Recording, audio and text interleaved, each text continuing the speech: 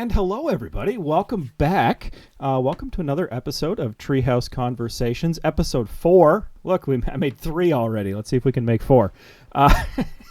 If you are watching live on Twitch, that means it is Sunday at 7 o'clock. If you are watching after that on Twitch, cool. And you can also catch the show over on YouTube. All of those links you can find in the show description. Head over to the Facebook page, website, treehouseconversations.com. Keep up with who's coming up next on the show. Watch all of the past shows. Catch up on something you missed. Tonight we have a really exciting guest who's been a friend of mine for, months. No, it's probably been, I'll ask her, I forget, quite a long time. We're going to talk about a wide range of topics tonight, from mathematics to photography and who knows what else. We'll see what we get into. As always, if you have questions for myself or for our guest, go ahead and throw those in the chat. I will watch that periodically and see if there's anything interesting going on. So welcome if you're joining us live. We'd love to have your input and questions on any of the topics, or throw us a new topic. Why not? Give us something to talk about. And I think with that, we'll get right into it. I will introduce our guest. We're just going to jump right into whatever topic we get into first.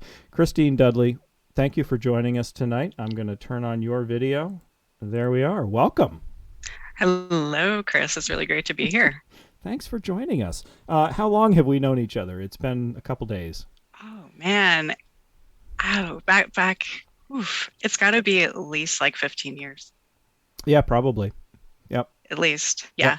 Yep. Way back to when I had the photography studio up north. We've done some photography projects together. I think maybe the last thing we shot together was probably that big flooding. Was that? Maybe? I don't know if we did something in the studio after. There was the big flood. Yeah. I know we had some stuff going on, or like Blue Acorn events and stuff around that time as well. So I'm not exactly sure around the timing. So back in the Blue Acorn days. Hi, Tim. Open up another restaurant. We need you to open another bar and restaurant. Yeah. So I've got a whole list. I have like half a page of stuff we want to talk about tonight, but I thought we would start with what we just mentioned, our mutual interest, which is taking pictures of stuff. Kind of probably the reason we're here. I'm here doing a show like this with a moving picture. Scary. How did you get into the world of photography? Tell me a bit about that and what your particular interests are in that art.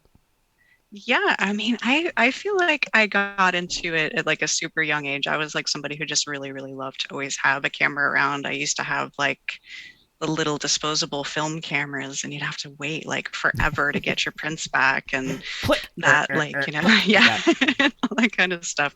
And so I got into it really at a super young age. I never really did a whole lot of training in it. I took like one black and white photography class when I was doing like my associate's degree.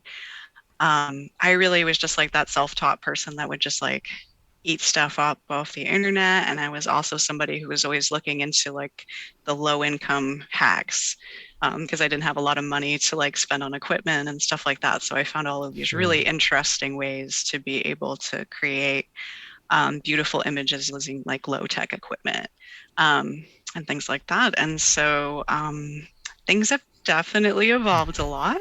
Well, I was going to say, we were probably getting started about the same time when you didn't have a phone in your pocket and digital cameras were super pricey. Yeah.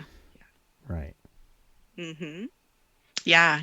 And I think I remember you being willing to like lend me some glass at one point or something. Probably. Like, yeah. You know that's a good friendship. When, I trust you with my 1.4. But yeah. Yeah, exactly.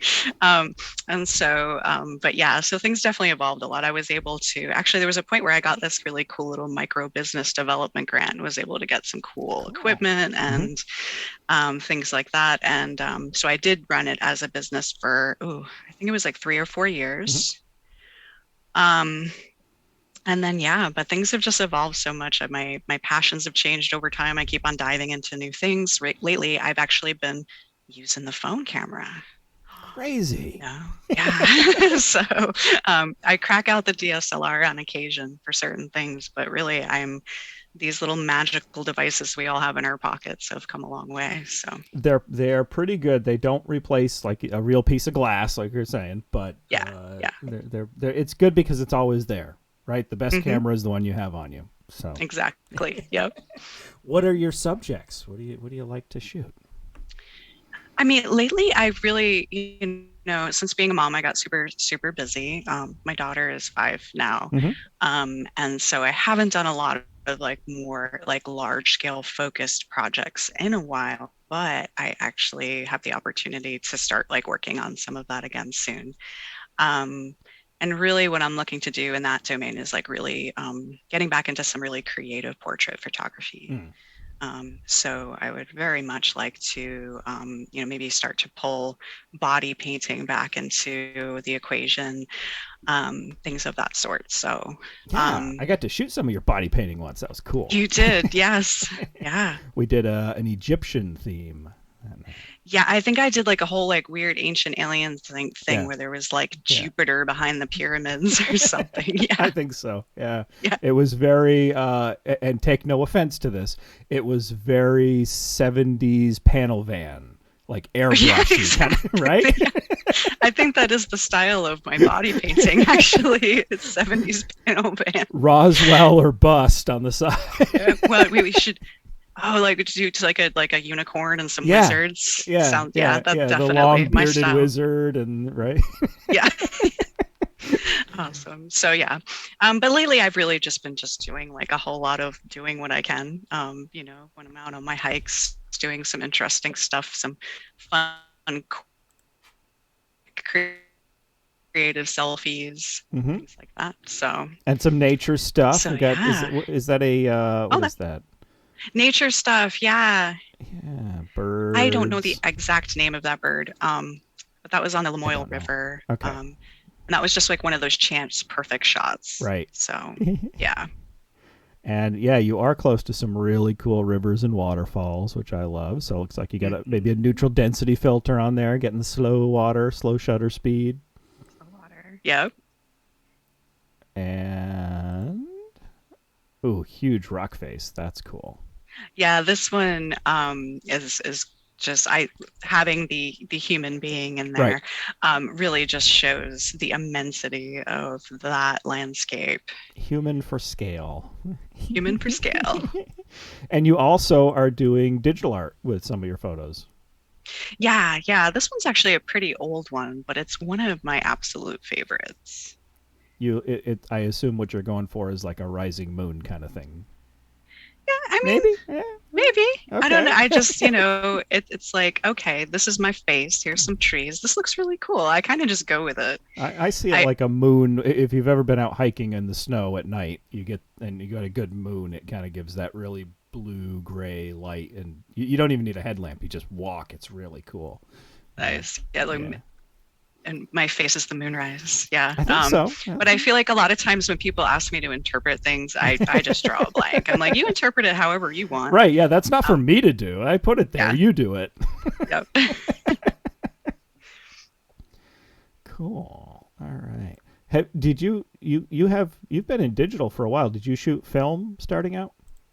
I did shoot film. Yeah. Hmm. And oh, what an expensive thing to do, It can be. especially if you need to bracket, which Yeah. like, and of course, like, with you weren't able to see the photo on the back of the camera. So you had to Right. bracket, Right. otherwise you're gonna, so, getting like what, 5 shots for a roll of film. Right. So that's Yeah. taking one exposure that you think is perfect, one that's slightly under, and one that's slightly over. So you've got that safety margin. Yeah. I actually was often doing 5 point Oh brackets. wow. Okay. Cool. Yeah. Doing like slightly underexposed. Sometimes you get that like if you do an actual purposeful Hmm. underexposure, it looks Hmm. amazing, Hmm. or a It purposeful can. over. Yeah. And of So course now you just hit the left arrow a couple of times, and you're there. yeah, exactly. Yeah. The nice thing about film, especially when we were getting started, is the equipment is cheap. You can buy Oh a yeah. used film camera that would have cost $1,000 new for $10, but you're going to pay for it on the other end in speed and efficiency. Yeah, Yeah. And I know, and developing and it's if one. you it's one of the things. It's one of the few hipster things that I have never gotten back into is shooting film again as an art thing. And I kind of tease people that the hipsters that I know and love that are into that whole like, yeah, I've got a Hasselblad and I'm shooting 4x5. Like, that means you never shot film professionally, because if you ever shot film professionally, you would never want to touch it again.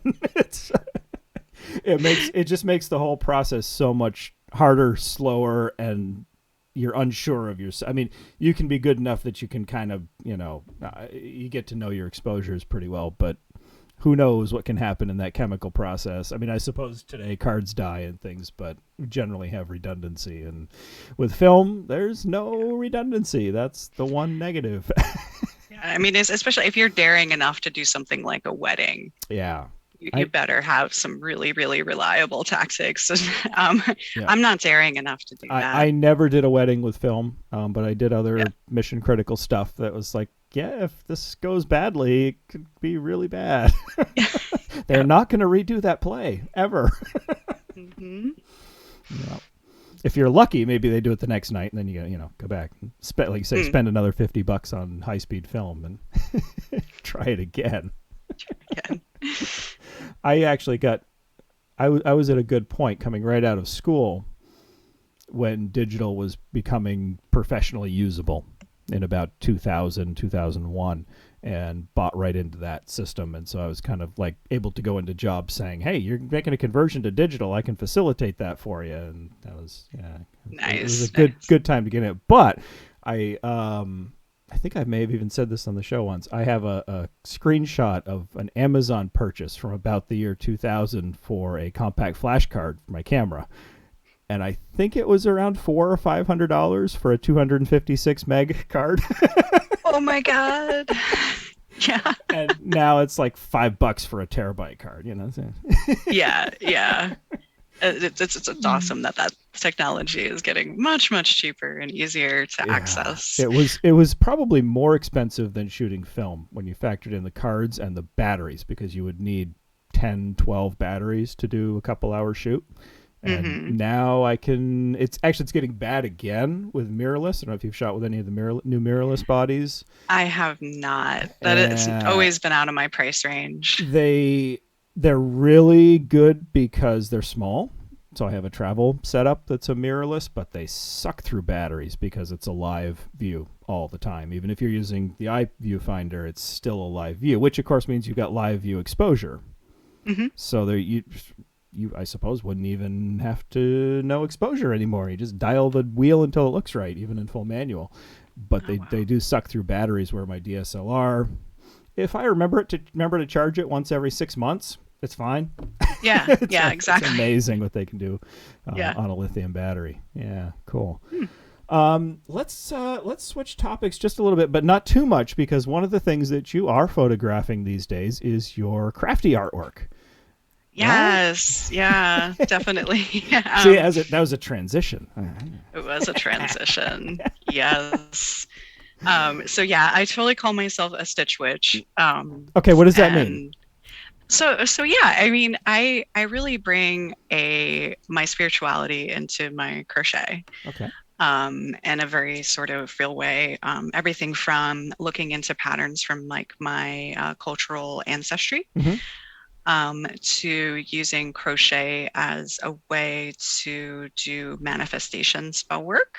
Okay. And oftentimes I will also use it as a way to do work around helping like other people with manifestation goals or things like that. So I definitely use it as a way to sort of channel some of my spiritual beliefs or do spell work. And so it's been an interesting process learning crochet, because I went from being really bad at it to now I'm designing my own patterns in I don't know, probably about 5 years. So so this is, I'm not super familiar with fiber arts. Yep. So this is crochet specifically. Okay. What it reminds me of, and you mentioned the spirituality and heritage and things, it reminds me of mandalas or other mosaics, things that are very time intensive and focus intensive. Is there Yeah. a bit of a meditative aspect to it?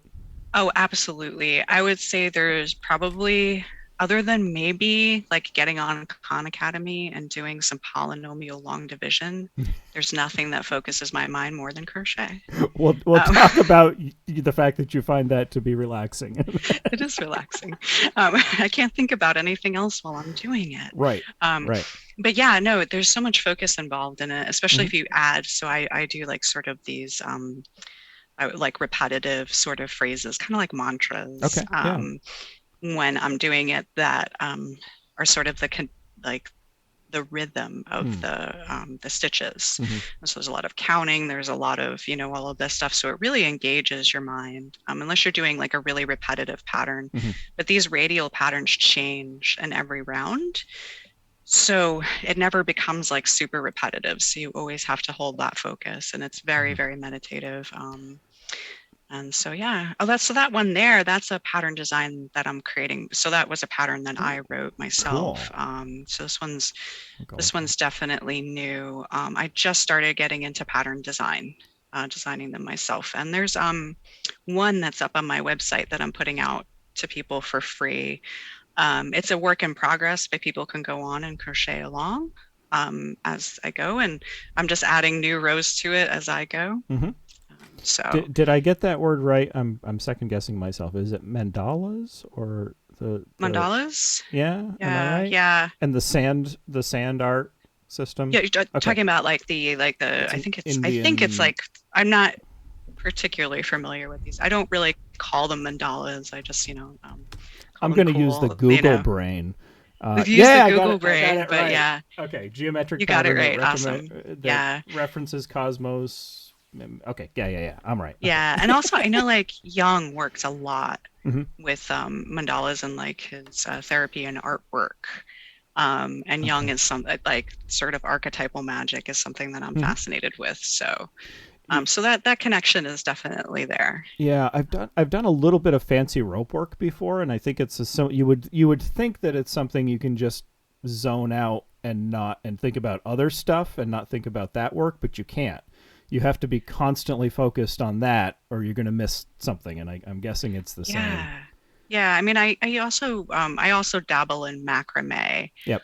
In general, I don't focus on that craft a lot just because of its native origins. Like it's Hmm. something that I enjoy, but I wouldn't really showcase it or sell it because Okay. of its native Yep. origins. Yep. That's not really part of my culture. Well, it's a So mix of native, but also the nautical arts that I come from, which is because there's a lot of that fancy rope work and knot work in there as well. yeah, At least yeah. how it's developed. It was really big in the '70s. I know my hippie parents had all the plant holders and stuff Yeah, in the so house and sort the of wall that hangings. merge there. Yeah, Yeah, definitely. yeah, cool. Yeah, awesome. I guess what I do see people sort of doing as just a passive hand activity is more knitting. Is that a simpler? It's just a continuous motion versus what you're doing where you're having to engage changing. Knitting is just I as don't know. complex. Is It's it? just really a different style. I actually decided to try to learn how to knit too.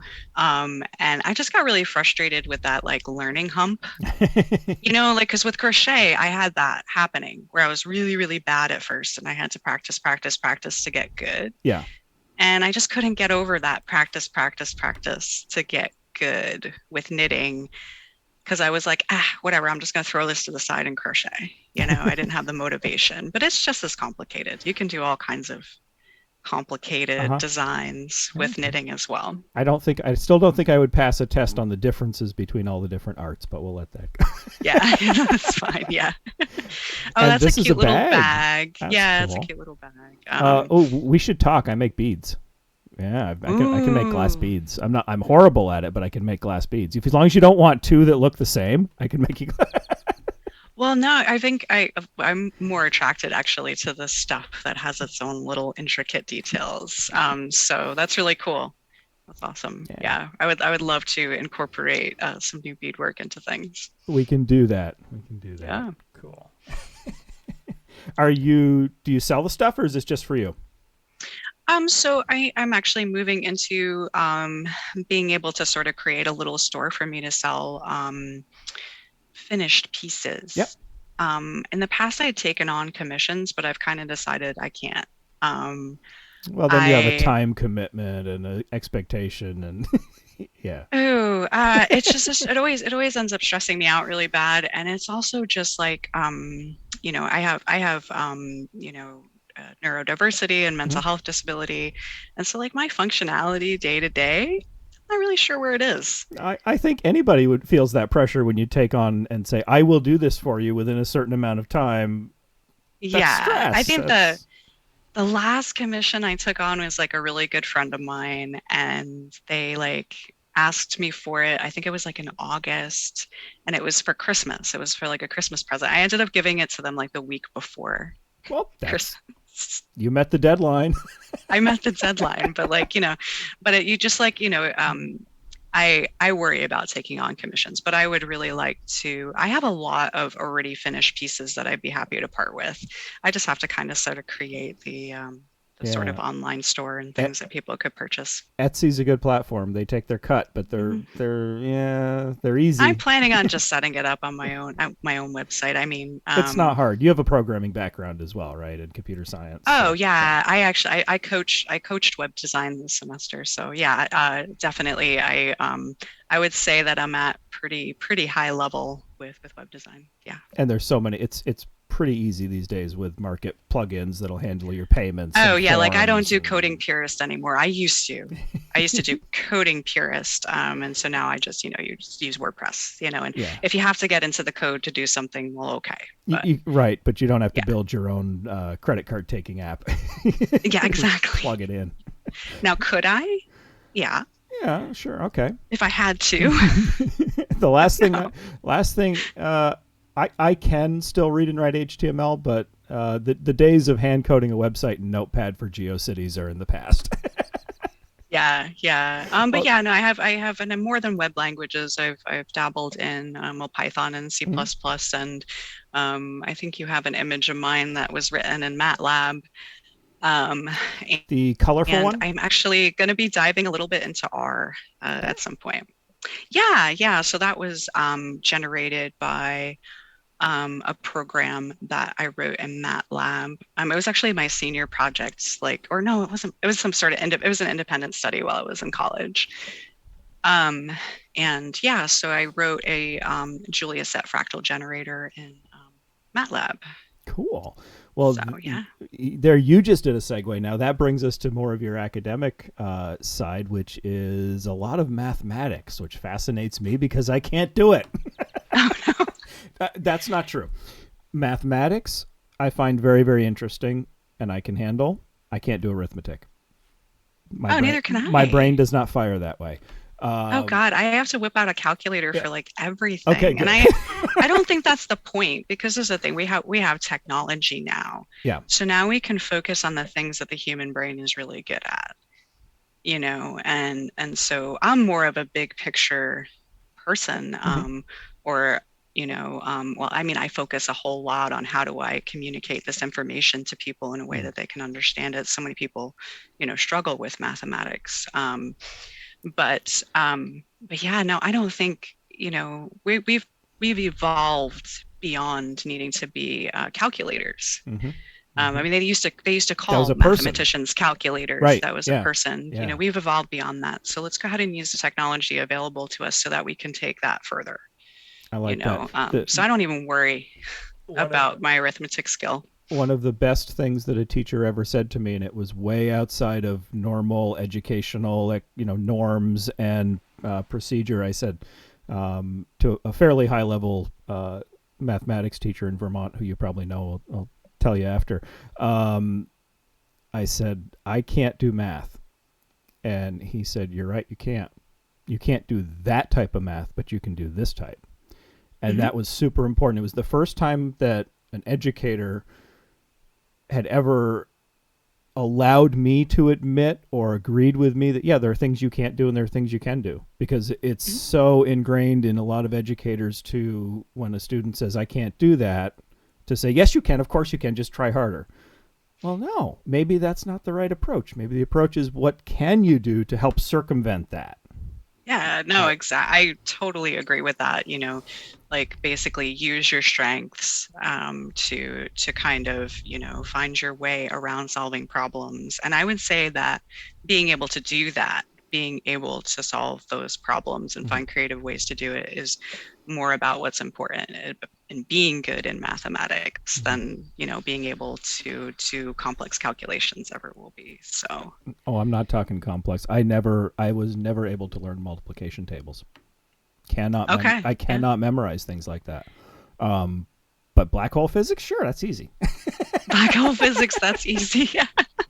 So Um, as long as I have a calculator sitting next to me to do the equations, and I mean a human Yeah, who can do yeah. Or that. if you're really good at programming, guess what you can Yeah, do? sure. You can use programming to do so many of those, Hmm. complex Hmm. calculations. I wrote a program in C++ to do binomial expansion. Of course, this is something that if you try to do it as a human being, you're going to have like 10 pages worth of junk and make a million mistakes. Let the computer do it, You'll have the stereotypical 30-foot high chalkboard totally covered. Yeah, for like a basic binomial expansion, and how many errors you can make on that process. You end up dropping a Sure. negative somewhere. You end up, our brains weren't really meant to do that, but if you can really understand how that system works and what your brain is actually doing as Hmm. you're going through that process, now you can program a computer to do it Hmm. for you. So I'm actually like a really big supporter of that. We should maybe be sort of replacing some of our traditional mathematics curriculum actually with programming. I think it would be Uh, a really, and I'm not the only one who thinks this. I feel sure. like there's a lot of people in mathematics who are like mathematics and programming go hand in hand, and Well, when you start with a one programming and a can help you zero, understand. Yeah, and there's so many topics, especially in secondary ed, that are just torture. hmm. And we don't need to put everybody through that torture. Hmm. I would say, like Algebra 2, for example, is a class that can be just torture for these I people.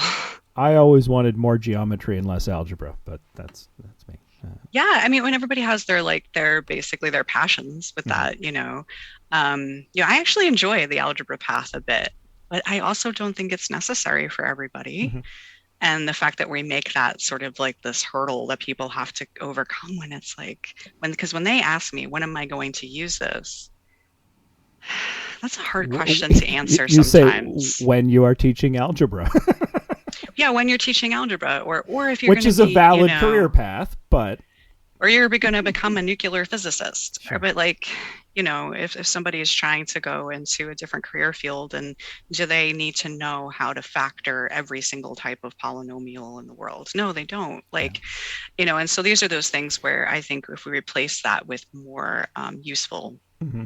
skills that would be more useful Or for people, that would be great. are we getting to the idea of instead of teaching as much the rote mechanics of it, teaching how to learn rather than what to learn a little bit more, or how to tackle a program? I mean, taking I'm a space nerd, so orbital mechanics and stuff like that are really interesting. But Hmm. on a day to day, sure, they have to understand the mathematics that go into creating it as a background. But your average person working at NASA, or more likely SpaceX today, is not doing the orbital mechanics mathematics themselves with a slide rule. They're using essentially the same backbone that something like Kerbal that you can have on your desktop is using the computer. Hmm. So what you're saying with the programming side of it is knowing how to get to that solution without necessarily having to do the hard work every single time, plugging in new variables every single time.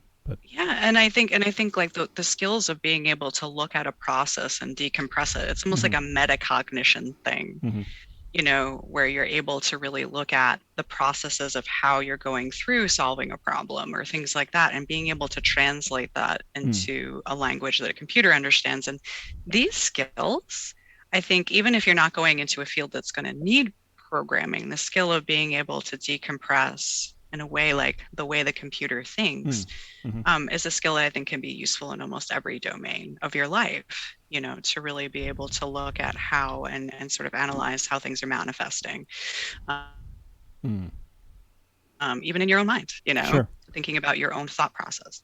I'm So, seeing so that. yeah, I'm thinking of a bit of an analogy to woodworking. Like, why cut something by hand every time if you can make a jig that'll do it automatically? But to do that, you need to understand how your milling machine or your joiner or your lathe or whatever functions to be able to create exactly. that pattern that will reproduce itself.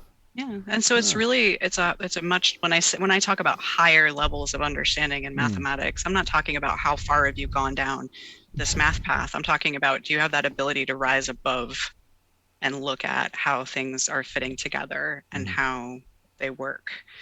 That's what I mean by higher level understanding.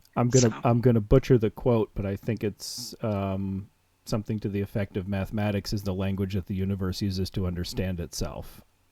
that's Or a using humans as the intermediary, using us as the yeah, tools. Uh, yeah.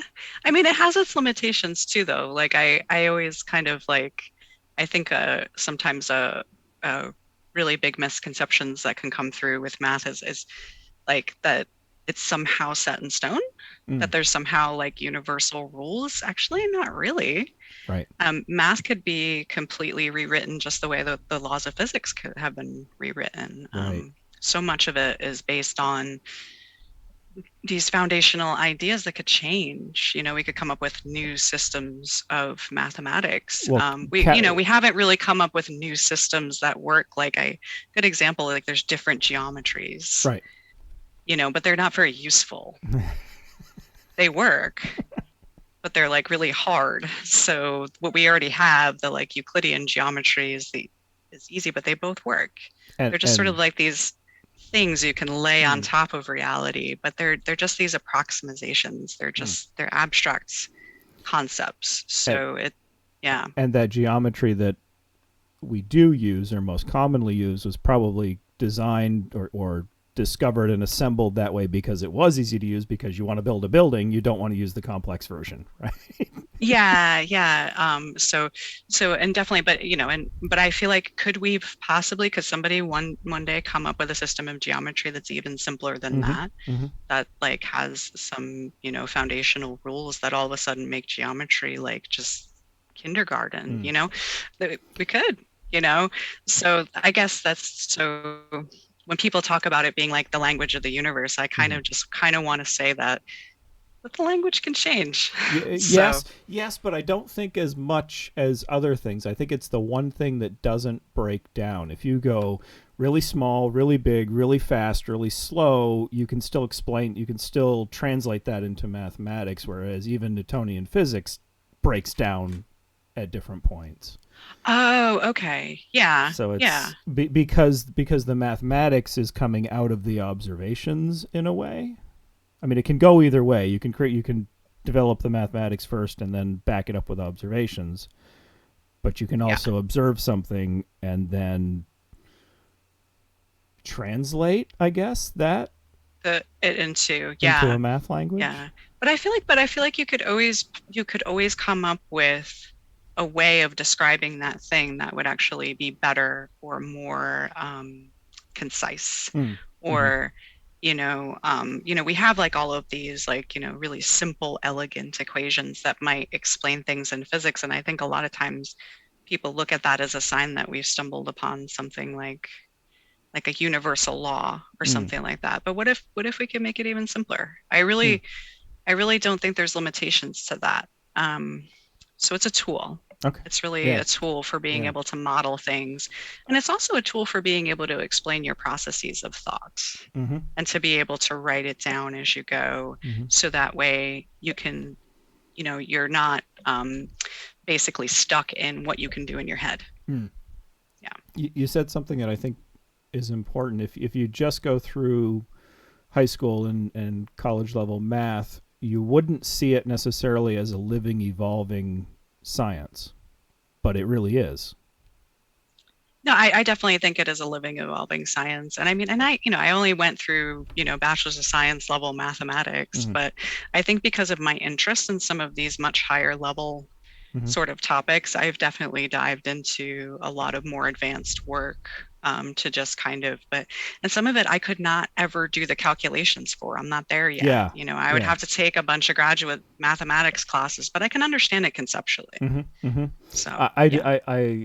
So much is available online now. I've taken audited courses online from universities in astrophysics and things. I can't track what they're doing on the blackboard, but at the end, I still get the concept. And Yeah. so, yeah, yeah. Um, what is something on that cutting edge right now where math is being used, sort of experimental mathematics, or in the very edge of what we're learning that's interesting? I think like one of the fields that I'm really fascinated with, and this is something like don't quiz me No. crazy on it because I would really have to go like maybe doctorate level to fully understand it. But really some of the stuff that's coming out of like chaos theory, especially Hmm. emergence. Okay. So this idea of how like really, really simple rules can generate ridiculously complex phenomenon. Hmm. And I feel like that this is a connection that can really, really, really start to explain some of the things that in nature that have yet to really be explained. Like, Well, where did life come from? right. Where's consciousness come from? Yeah. Those kind of things. So I think the people that are doing work around that, that's just a beautiful cutting edge domain that I'm fascinated with. Well, we've only written down a handful of universal constants, right? I couldn't tell you offhand how many we have, but I think you can put them on your fingers and toes. And Yeah. from that, we have emergent things, like you said, consciousness, but something as basic as gravity comes is that's a force, possibly, or not. I don't even. We don't know how it works, Yeah. Yeah. but it's emerging from that small handful of mathematical constants, right? Well, I mean, I don't, because the math isn't real. The math is No. just like an abstract way of explaining things. So Okay. I guess that's where I'm having a hard time with It's that it's a concept. it's a reflection of a concept. It's like a word, Okay. right? Okay. Yeah, It like a word. Yeah. A word is just a label that we put on a concept, Yeah. Yeah. I right? think, So an yeah. equation or a mathematical constant, a number, Hmm. is just a label we're putting on a concept. Yeah. Yeah. I mean, pretty much. Yeah. It's just a label or a model. Mm-hmm. And I think that I mean, to go into it in like crazy, crazy detail is difficult. This is Yeah, one we of those we have topics 20 that's minutes really left, so let's hard. Yeah. let's solve So the like emergence of to really human talk about consciousness. this like abstract nature of mathematics, that would have to be, I feel like, an hour show by itself. Okay. So yeah. But the cool thing about living in the world we do is that I was going to say go to YouTube. No, go to slightly better sources than YouTube. But the information is out there if you want to go It go is. dive It into is it. definitely out there. Yeah, Yeah. yeah. Cool. Okay. Let's jump topics. Tell me Mhm. about your work with Teach Out. Oh, okay. Awesome. So, well, in my little intro, definitely just describing myself as a queer educator. I always kind of feel like I have uh, to intro that term a little bit in the way that I'm using it I because I'm think I really think using it. I think we wrote queer mathematician. I was wondering if anybody was going to ask what queer mathematics was, but nobody got that. Queer mathematics. There's a lot of really queer There really mathematics, is. but Yeah, wait, there really is. like, um, but yeah, it's pretty queer that I like to do polynomial long division. But the way that I'm using this term is just like kind of interchangeably with the LGBTQ plus Hmm. community. Um, not everybody is a huge fan of the term queer, but I would much rather use it myself. And I've sort of like reclaimed it. Hmm. It has sort of derogatory origins and things like that. But Well, intent matters. yeah, yeah. But Intent just of usage. to let people know how I'm using that Yeah. term. It's also a great way to just like, also identify in a way that people aren't being super nosy about what your identity is. I mean, I'm like 100% out now, but at a time when I wasn't, I might have said I'm Hmm. queer, but Hmm. how I'm queer is none of your business. Right. So, Right. but yeah, so it was back in 2018, I got an email in my inbox about this just absolutely amazing project. At the time, I think it was called like Q to Par. It was like Queer Teachers Participatory Action Research Projects. And they Okay. were basically looking for queer educators to be part of this project. Um, and so I ended up stepping into this really amazing project with a bunch of other queer educators. So participatory action research is really a very different research methodology than people are used to. Um, the head researcher on this project is way better at explaining it than me. But you can think of it as a more sort of democratic process where, like, instead of there being a researcher and subjects, you're all researchers together and researching your process, and you all have sort of an equal voice in the project. And so in our first stage, we were really just collecting information about queer educators and basically asking them, like, what do you think needs to change? What do you need to feel like safer in your Mm. community as a queer educator? And what we found, like, overwhelmingly, was that queer educators feel isolated, that what they would like the most would be able to find a way to meet other queer Hmm. educators and build a sense of community. So we were able to get some really amazing grant funding for the next phase of the project. And but we put it on hold for a little while because of COVID. We just got started back up. So the second phase is to build that community. So basically building Teach Out, which is going to be a basically support and resource network for queer educators in Vermont. Cool. Yeah. I was just doing a cursory Google for links or anything. Do you have a website up yet or anything like that? So Or? yeah, the easiest way to find Teach Out right now is to just search for Teach Out Vermont on Facebook, Okay. because our Facebook profile will, like, is a great hub to be able to get into our website, our email addresses, like all of that stuff. There So is a prominent educator in the United States with the last name Teach Out. So I was having a very difficult time on Google with there's an keywords. educator with that name. Uh, That's yeah, great. so Teach Out, education, anything, nothing like that was working for me. So I'm going to pop Okay. over here. There Yeah. we are. I found it on Teach Out Facebook. Vermont. Yeah. And we really just put together, we're just starting the second phase. We just put together our full researcher team. And so we're just sort of in that, like, norm setting and sort of figuring Cool. things out, part of things. But we're going to actually start building this. We'll be doing, lots of stuff. As far as how it's going to manifest, I can't say, because that's up to all of Hmm. us. Hmm. And that's really the thing that's going to be Well, really cool about this type of research. right, and needs may evolve over Hmm. time as the world changes, Yeah, which is exactly. definitely there are good changes happening in education. Through some of my other work, I have chances to go in and work in schools sometimes, and I tell you, it's a big change to see pride flags on walls, which would not have happened when I was in high school. So, Yeah, no, I mean, there's some, like, really, really big strides that are yeah. happening. I think a lot of the sort of education and acceptance that's been coming into the school system is really focused towards students. And I Hmm. think that focusing on the educators themselves is something that a lot of people, if you search, Mm. research database for queer, the actual teachers, Hmm. and there's a lot of complexities there of how to navigate that identity as an educator, Well, sure. whether to be If you, out at work or right, not, how to right. interact with students who get nosy, like Hmm. all of Hmm. these things that end up coming up as part of those two identities kind of converging with one another. And this is just an amazing opportunity to really bring people together and build resources. Sure. Yeah.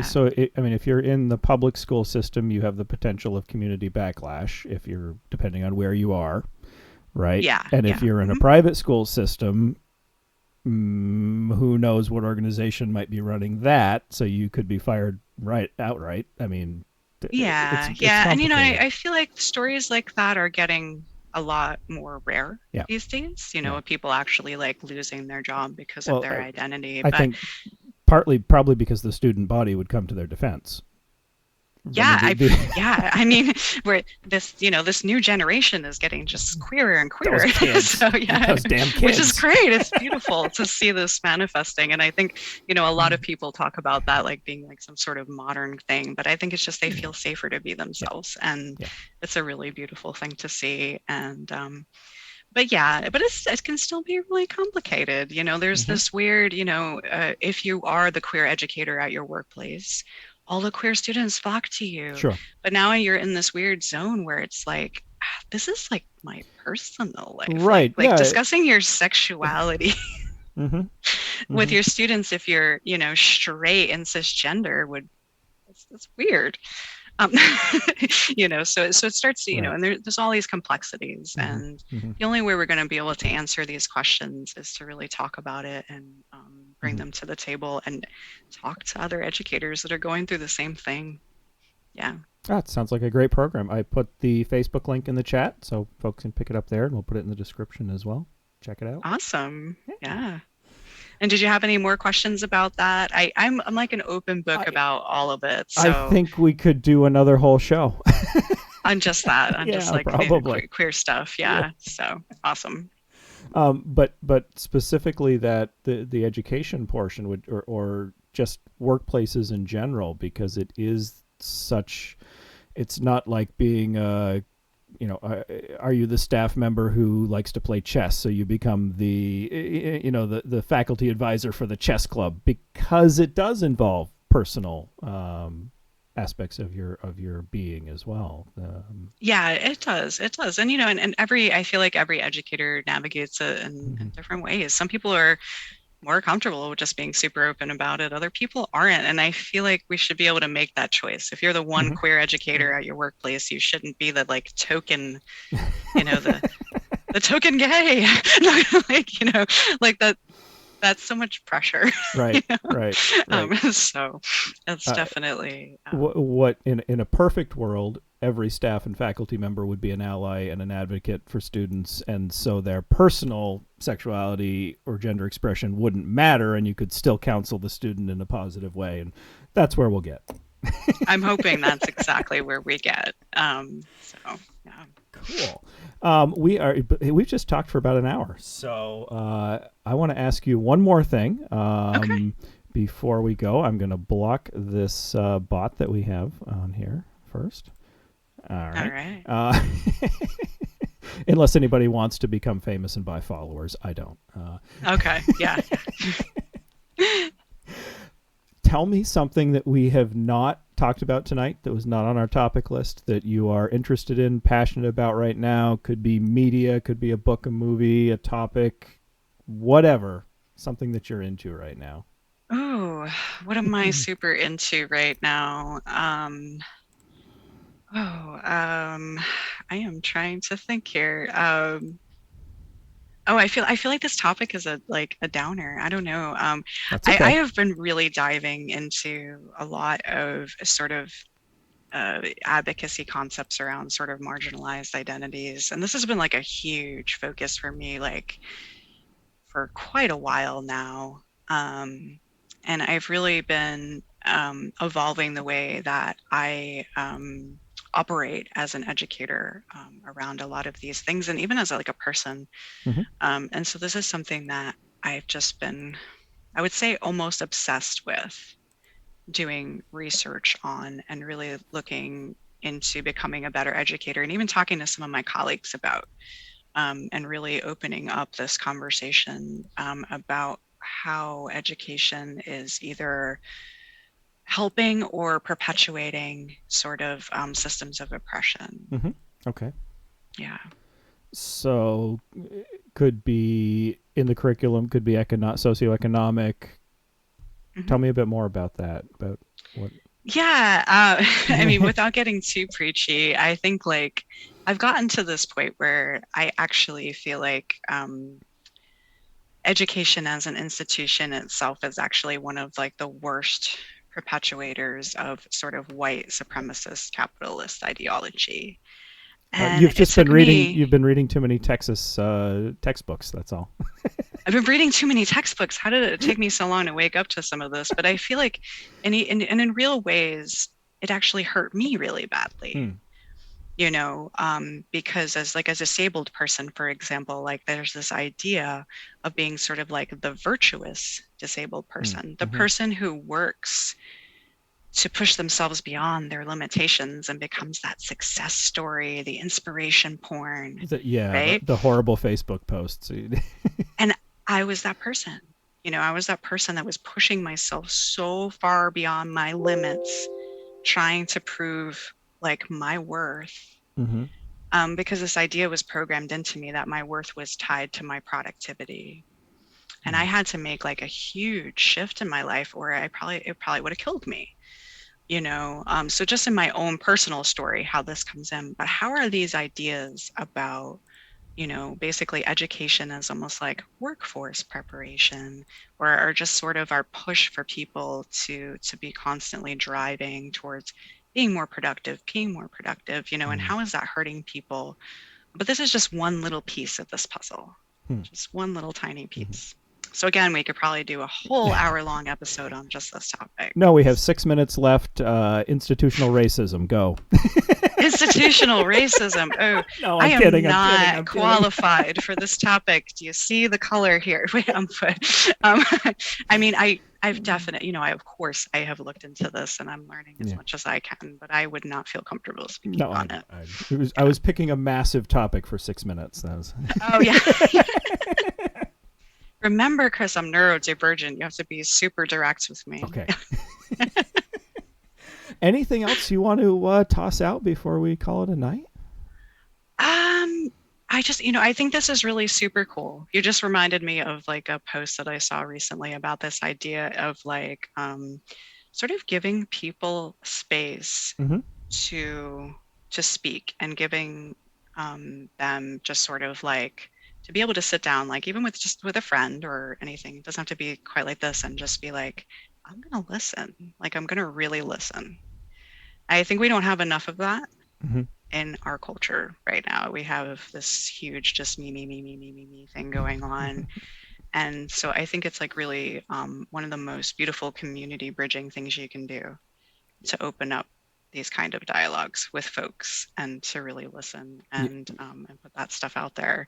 So I want to thank you for creating a platform to do exactly that. I'm happy to, and I think you've honed in on the idea of the show. I think if I'm doing anything wrong right now, it's trying to cover too many topics in an hour.